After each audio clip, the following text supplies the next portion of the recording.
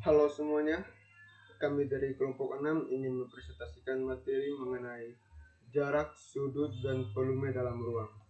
Sebelum itu, saya ingin memperkenalkan anggota-anggota kelompok kami yang terdiri dari Bernardinus Realino Miogai, Cindy Suryanindo Batonis, Dias Nilia Bella Wajalagu, Eka Trisnawati Lodojara, Franciscus Renaldi Wange, Putri Apriani Marissa Kibana, Dimitro Aretwin Bes. Jarak, sudut, dan volume dalam ruang. Yang pertama adalah jarak. Dalam geometri, jarak berarti panjang ruas garis terpendek antara dua objek geometri. Berdasarkan kedudukan objek dalam ruang, kajian dalam jarak dalam ruang terdiri atas jarak antara dua titik dalam ruang, jarak antara titik dan garis, jarak antara titik dan bidang, jarak antara dua garis sejajar, jarak antara garis dan bidang, jarak antara dua bidang sejajar, dan jarak antara dua garis bersilangan. Untuk tipe yang pertama, saya akan menjelaskan mengenai jarak antara dua titik dalam ruang. Perlakuan jarak antara dua titik dalam ruang sama dengan jarak antara dua titik dalam bidang.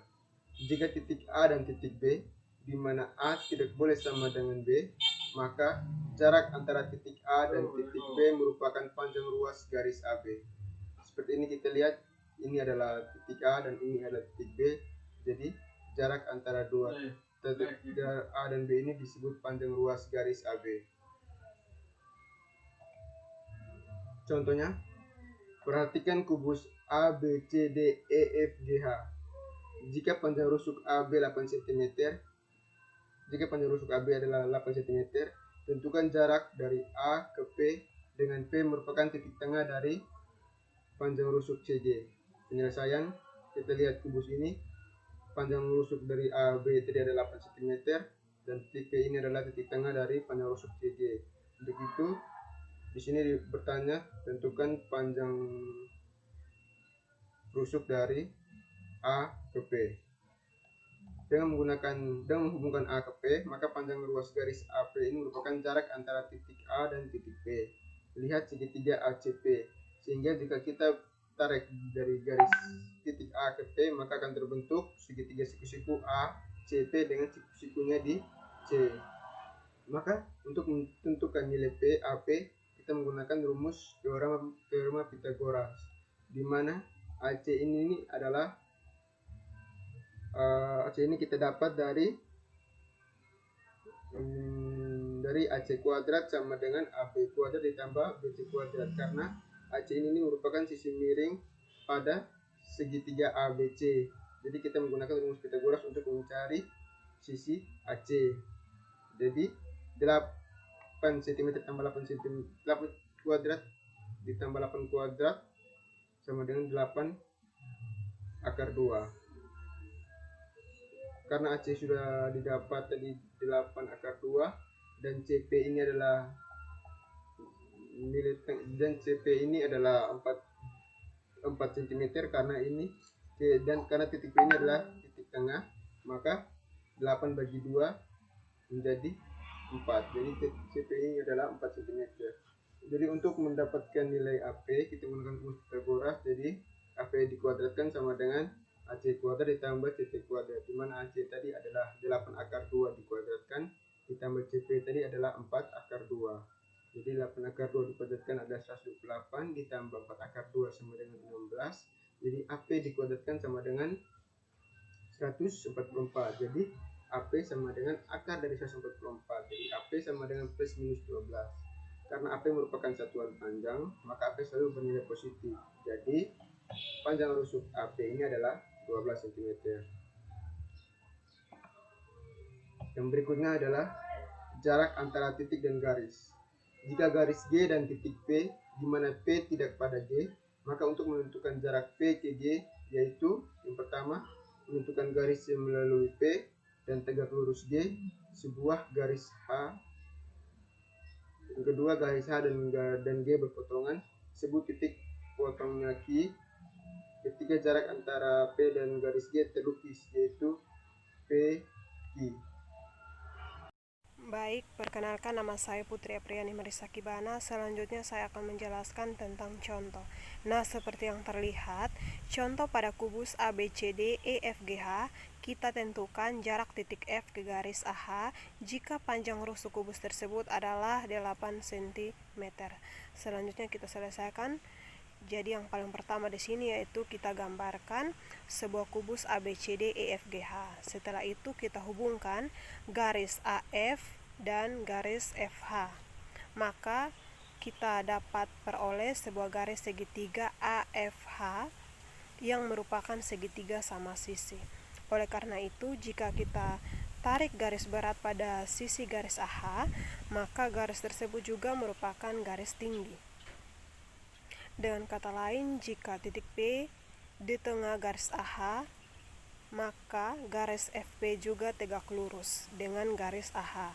Dengan demikian, jarak antara titik F dan garis AH merupakan garis FP. Nah, hasilnya dapat kita lihat seperti yang di atas. Selanjutnya kita lihat pada gambar di atas, maka kita peroleh sebuah garis AF sama dengan garis FH sama dengan garis AH, di mana panjang setiap garis yaitu sama, yaitu 8/2. Pada segitiga siku-siku APF maka berlaku yaitu garis FH kuadrat sama dengan FP kuadrat tambah PH kuadrat. Maka jika kita mau mencari garis FP kuadrat, maka kita menggunakan rumus FH kuadrat dikurangi dengan PH kuadrat. Setelah itu, FP kuadrat sama dengan FH kuadrat dikurangi dengan PH kuadrat. Kita substitusi nilai yang ada, maka akan didapat FP kuadrat sama dengan 8/2 kuadrat dikurangi dengan 4/2 kuadrat. Sehingga dari situ kita peroleh nilai FP kuadrat yaitu 98. Setelah itu kita cari nilai FP-nya, maka akan didapatkan 4/6 cm. Setelah itu, bagian C, jarak titik dan bidang. Jika titik P tidak terletak pada bidang U, maka kita dapat menentukan jarak antara titik P dengan bidang U, yaitu kita pandang di bawah, gambar bagian bawah, maka kita peroleh yang pertama, melalui titik P kita buat garis H yang tegak lurus dengan bidang U. Yang kedua, garis tersebut menembus bidang U pada satu titik. Sebuah titik itu kita sebut saja yaitu titik tembusnya Q. Yang ketiga, jarak P dan bidang U terlukis yakni garis PQ seperti yang terlihat. Selanjutnya kita masuk pada contoh. Perhatikan kubus ABCD EFGH dengan panjang rusuk 8 cm. Pertanyaannya, kita tentukan jarak titik E ke bidang BDG. Nah, kita selesaikan. Seperti gambar yang terlihat penjelasannya, pada contoh di atas jelas bahwa garis CE tegak lurus dengan bidang BDG. Kita periksa kembali di bagian ketidaklurusan di sebelumnya. Dengan demikian, jarak titik E ke bidang BDG adalah panjang ruas garis EP dengan titik P merupakan titik tembus garis EC pada bidang BDG. Nah, panjang EP diketahui yaitu 2/3 panjang diagonal ruang CE, sehingga kita peroleh yaitu garis EP sama dengan 2/3 dikali A/3. Kita masukkan nilai A yaitu 8, sehingga kita peroleh nilai dari garis EP yaitu 16/3 A/3. Sekian dari saya, terima kasih. Baik, perkenalkan nama saya Yumitra Redpin BS. Saya akan menjelaskan materi selanjutnya yaitu tentang jarak antara dua garis sejajar. Nah, Jika garis G dan garis H merupakan garis-garis yang sejajar, maka kita dapat menentukan jarak antara garis G dan garis H sebagai berikut. Langkah yang pertama, ambil sebuah titik pada garis G, misalnya titik P.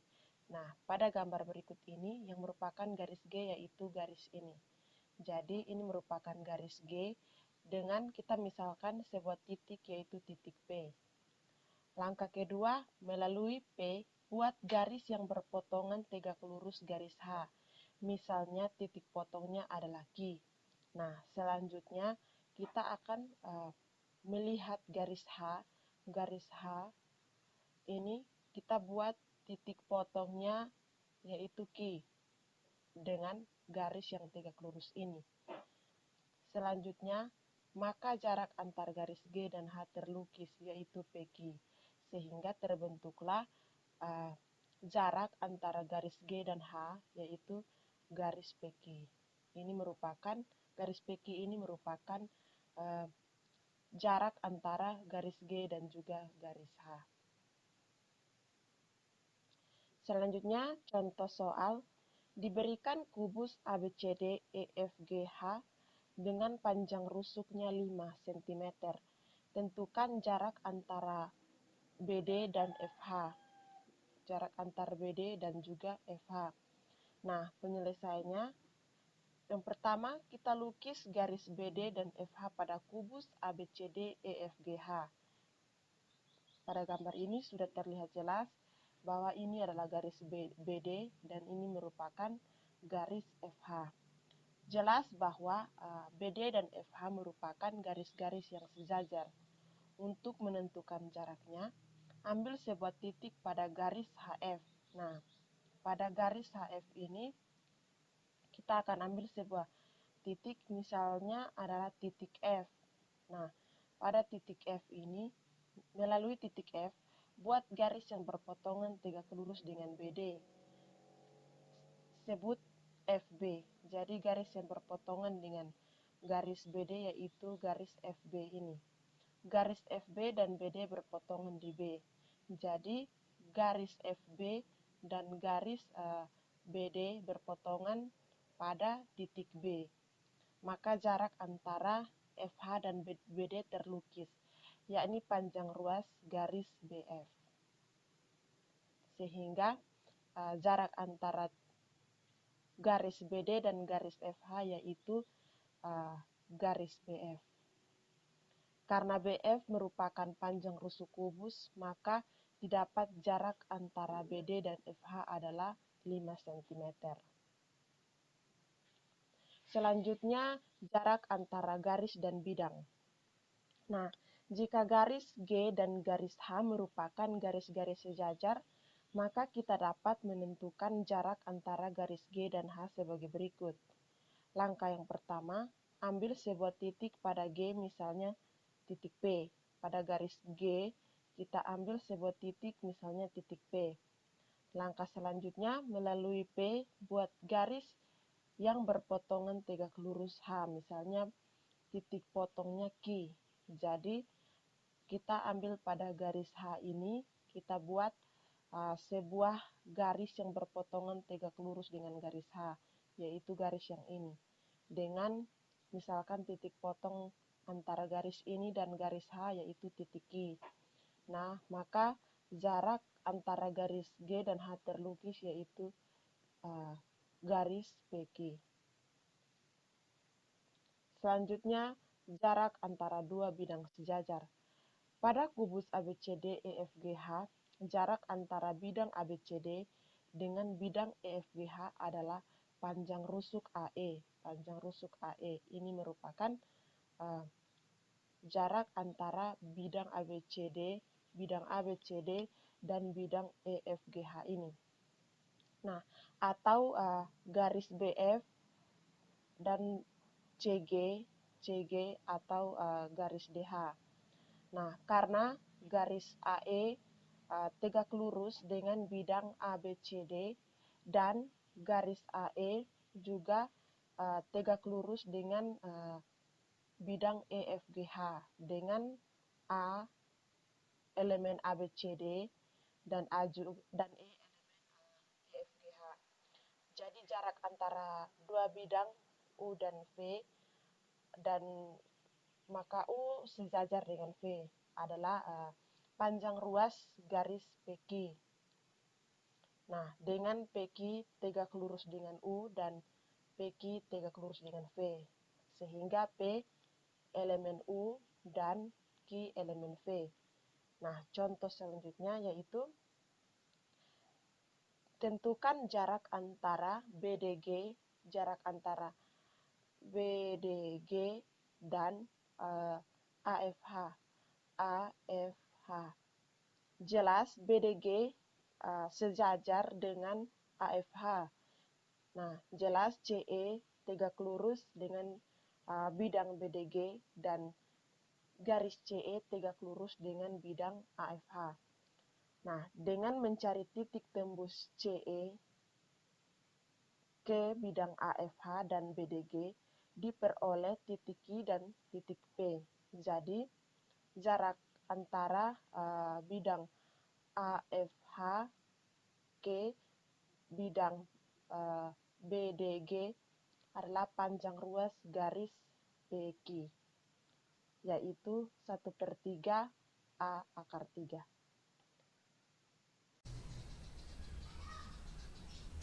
Berikutnya saya akan menjelaskan tentang jarak antara dua garis bersilangan. Dalam penjelasan bagian sebelumnya, dua garis pada bidang dikatakan bersilangan jika tidak terletak pada bidang yang sama. Untuk menentukan jarak antara dua garis yang bersilangan, G dan H, ada dua cara yang biasa digunakan, yaitu yang pertama, membangun bidang U yang memuat G dan sejajar dengan H, lalu menghitung jarak antara H dengan bidang U. Terlihat pada gambar di samping. Contoh, menentukan jarak antara EF dan BG. Jelas bahwa BG elemen ABGH dan EF ABGH. Jadi, D kali EF dan BG sama dengan D kali EF, ABGH sama dengan 1/2 D kali F, C sama dengan 1/2 A akar 2. Yang kedua, membangun dua bidang sejajar dengan U memuat G dan V memuat H.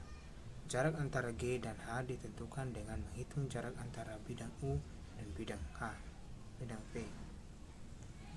Yang kedua, sudut dalam ruang.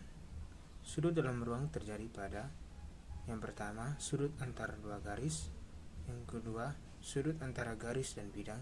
Yang ketiga, sudut antara dua bidang atau lebih. Kita perhatikan gambar di atas. Misalkan garis OA menembus bidang U di titik O. OB adalah garis yang terletak pada bidang U, sedemikian sehingga ABO membentuk sudut 90 derajat. Pada kondisi yang demikian, OA disebut dengan proyektor, OB disebut dengan proyeksi, OA pada bidang U, dan AB disebut dengan proyektum. Proyektum dan proyeksi selalu saling tegak lurus. Kita lihat yang pertama, sudut antara dua garis. Kita perhatikan gambar kubus di samping. Pada kubus ABCDEFGH, cukup mudah melihat sudut yang terletak pada satu bidang. Sudut antara AF dan AH dapat diketahui dengan melihat bidang AFH. Pada AFH adalah segitiga sama sisi. Jadi, besar sudut antara AF dan AH adalah 60 derajat. Berikutnya cara yang berbeda dilakukan jika dua garis tersebut bersilangan. Contoh, tentukan sudut antara AF dan BG. Kita lihat pada gambar di samping.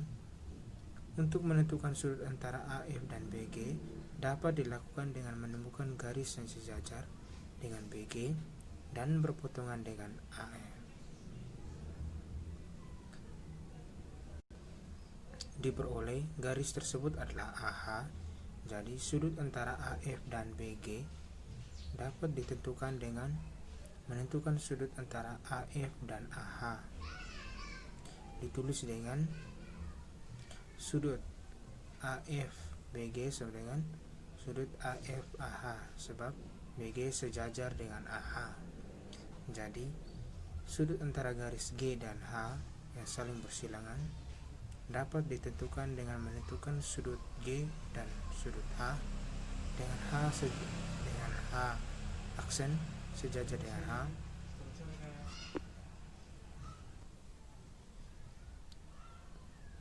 dengan H aksen sejajar dengan H, G dan H aksen berpotongan. Baik, perkenalkan nama saya Cindy Suryani Nubatonis. Pada kesempatan kali ini, saya akan menjelaskan tentang sudut antara garis dan bidang. Sebelumnya, kita telah belajar tentang sudut antara dua garis.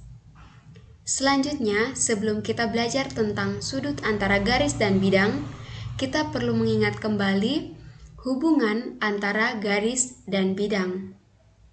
Jadi, garis dan bidang mempunyai 3 hubungan atau 3 kedudukan.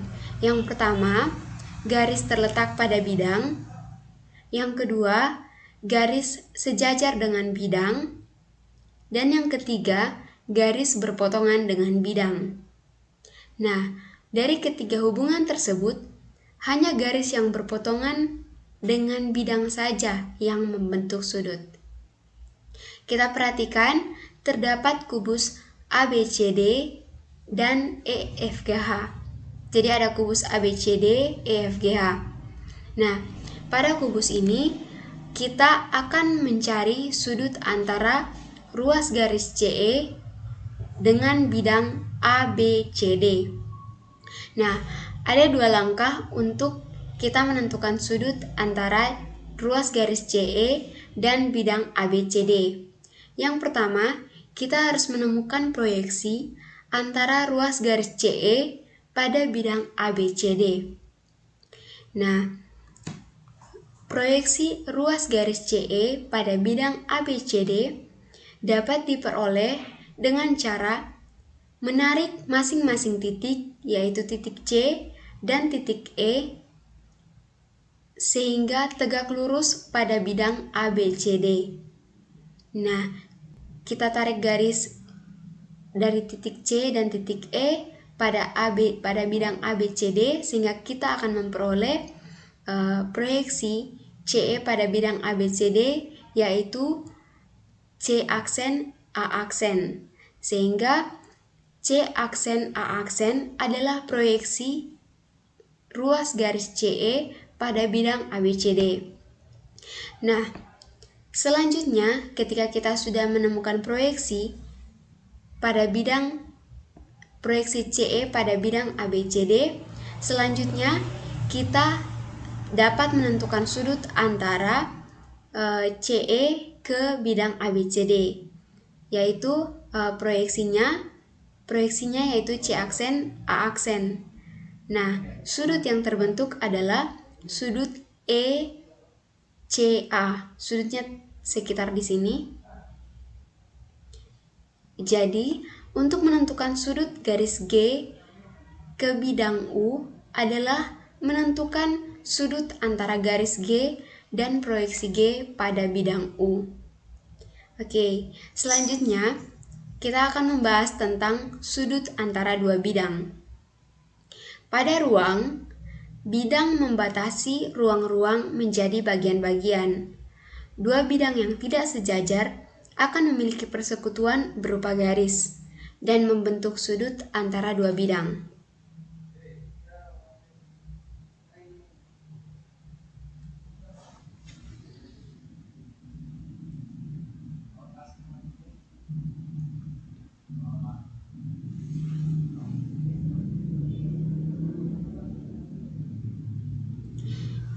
Jadi, hanya 2 bidang yang berpotongan saja yang memiliki sudut. Sudut antara 2 bidang adalah sudut yang dibentuk oleh suatu garis yang terletak pada bidang A dan suatu garis lain yang terletak pada bidang B. Masing-masing garis tersebut tegak lurus terhadap garis potong kedua bidang tersebut. Untuk lebih jelasnya, kita perhatikan gambar selanjutnya. Pada gambar ini terdapat bidang U dan bidang V. Bidang U ditandai dengan warna merah muda dan bidang V ditandai dengan warna biru. Kedua bidang ini berpotongan pada suatu garis yang kita sebut garis G. Garis G ini adalah garis tumpuan. Untuk mencari sudut antara kedua bidang ini, yang pertama yang kita lakukan adalah menarik garis dari masing-masing bidang tegak lurus terhadap garis perpotongan, yaitu garis G. Yang pertama, kita tarik garis. Misalkan kita tarik garis H dari bidang U yang tegak lurus terhadap garis G. Selanjutnya, kita tarik garis dari bidang V yang tegak lurus terhadap G. Kita misalkan saja garis yang kita tarik yaitu garis K. Sehingga sudut yang terbentuk antara bidang U dan bidang V adalah sudut yang dibentuk oleh garis H dan garis K, di mana garis H tegak lurus terhadap G dan garis K tegak lurus terhadap G, di mana G adalah perpotongan antara bidang U dan bidang V. Oke, jadi untuk memahaminya, mari perhatikan kubus ABCD EFGH di samping berikut. Sudut antara bidang BDE dan ABCD adalah sudut BDE dan bidang ABCD dapat kita tentukan dengan yang pertama kita cari garis yang memotong kedua bidang ini. Kedua bidang ini atau bidang BDE dan bidang ABCD berpotongan pada suatu garis yaitu garis BD. Nah, selanjutnya kita tarik garis yang tegak lurus pada kedua bidang terhadap garis yang menjadi perpotongannya. Untuk yang pertama, kita tarik garis pada bidang ABCD yang terletak tegak lurus terhadap garis BD, yaitu garis AC yang tegak lurus terhadap BD, tegak lurus di titik O. Selanjutnya, untuk bidang BDE, kita tarik garis yang tegak lurus terhadap garis perpotongan garis BD, kita peroleh garis EO tegak lurus terhadap BD. Sehingga dapat kita simpulkan bahwa EO tegak lurus terhadap BD, terhadap garis potong BD, dan AO tegak lurus terhadap BD. Selanjutnya kita masuk pada subtopik yang baru, yaitu tentang volume dalam ruang. Perhatikan gambar ini. Terdapat balok ABCD EFGH yang disusun oleh satuan kubus-kubus. Bagaimana cara mencari volume balok tersebut dan ada berapa kubus satuan yang digunakan untuk menyusunnya? Pada balok ABCD EFGH disusun oleh kubus-kubus satuan yang memiliki ukuran sama setiap partisinya. Berdasarkan pada konstruksinya, dapat disimpulkan bahwa jika ukuran panjang, lebar, dan tinggi suatu balok berturut-turut adalah P, L, dan T, maka volume balok adalah dapat kita tulis sebagai P kali L kali T, atau volume balok sama dengan panjang kali lebar kali tinggi. Sekian dan terima kasih. Jadi baik teman-teman, perkenalkan nama saya Dies Nilia Bella Wajalagu. Sekarang saya akan melanjutkan presentasi tentang volume dalam ruang. Kubus merupakan bentuk khusus dari balok, di mana P sama dengan L sama dengan T sama dengan A, dan A adalah ukuran rusuk kubus tersebut. Sehingga didapat volume kubus sama dengan A kali A kali A sama dengan A pangkat 3. Nah teman-teman, coba kita perhatikan gambar di bawah ini.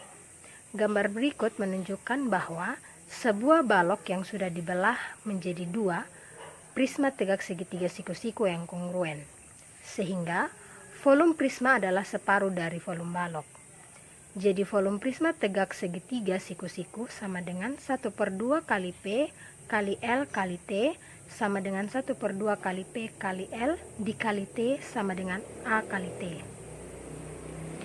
Jadi teman-teman, volume prisma tegak segitiga siku-siku sama dengan A kali T, di mana A adalah luas alas prisma segitiga dan T adalah tingginya. Namun, karena setiap prisma tegak segitiga dapat dinyatakan sebagai gabungan 2 prisma tegak segitiga siku-siku, maka rumus di atas dapat juga kita gunakan untuk prisma tegak segitiga.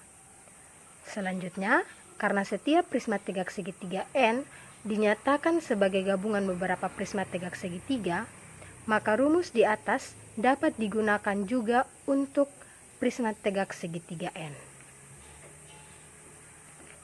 Dua bangun ruang pada gambar di bawah ini memiliki volume yang sama, alas dan luas yang sama, serta tinggi yang sama juga.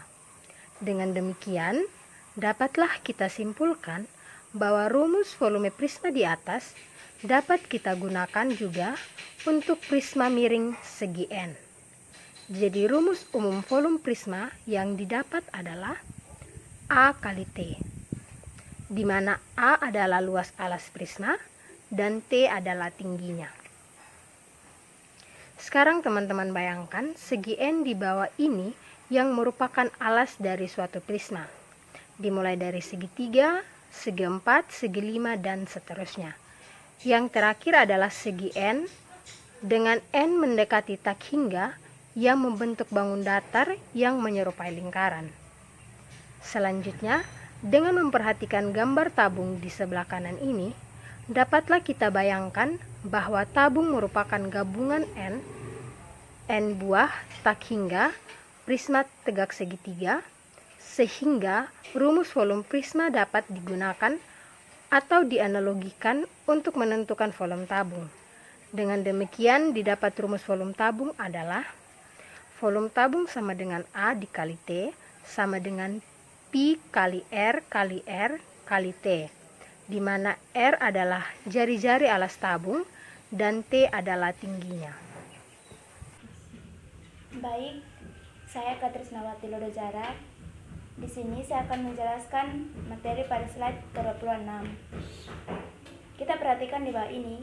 Di sini kita memiliki gambar prisma ABCD EEF, yang kemudian prisma ini dibelah menjadi 35 segitiga, yaitu 5 ADEF, EACB, dan ACEF.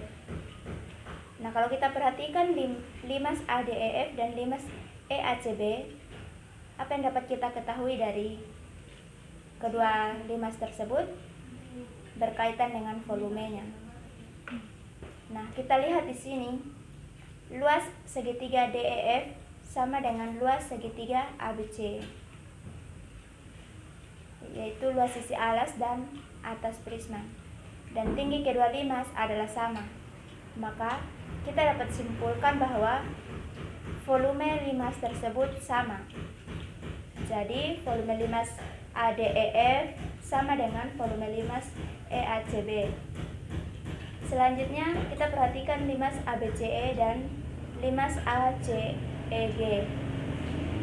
Karena luas segitiga CBE sama dengan luas segitiga CEF atau setengah dari segi 4 CBF, dan tinggi kedua limas adalah sama, maka didapat volume limas ABCE sama dengan volume limas segitiga ACEG. Sehingga kita simpulkan bahwa volume 5 ADEF, EACB, dan ACEF adalah sama. Dengan demikian didapat bentuk umum volume 5 segitiga adalah sepertiga dari volume prisma, yaitu setengah kali alas kali tinggi. Nah, kita juga bisa menganalogi dengan pengembangan rumus volume prisma tadi, di mana 5 segi N dapat dijadikan 5 segitiga. Maka didapat rumus umum volume 5 adalah volume 5 sama dengan sepertiga kali alas kali tinggi. Dengan menganggap bahwa alas kerucut merupakan segi N dengan N mendekati sehingga kita turunkan volume kerucut berikut. Volume kerucut sama dengan sepertiga kali Pi kali R kuadrat kali T, di mana R itu ala jari-jari dan T itu ala tingginya. Ya, kita lihat ini adalah gambar kerucut. Nah, kita perhatikan slide berikutnya. Ini adalah gambar bola dengan jari-jari R. Terus tabung dengan tinggi 2R dan jari-jarinya R. Serta setengah bola 2/3 PR pangkat 3 sama dengan 4/3 PR pangkat 3, dengan R itu adalah jari-jari bola. Demikian dari saya, demikian dari kelompok kami. Terima kasih.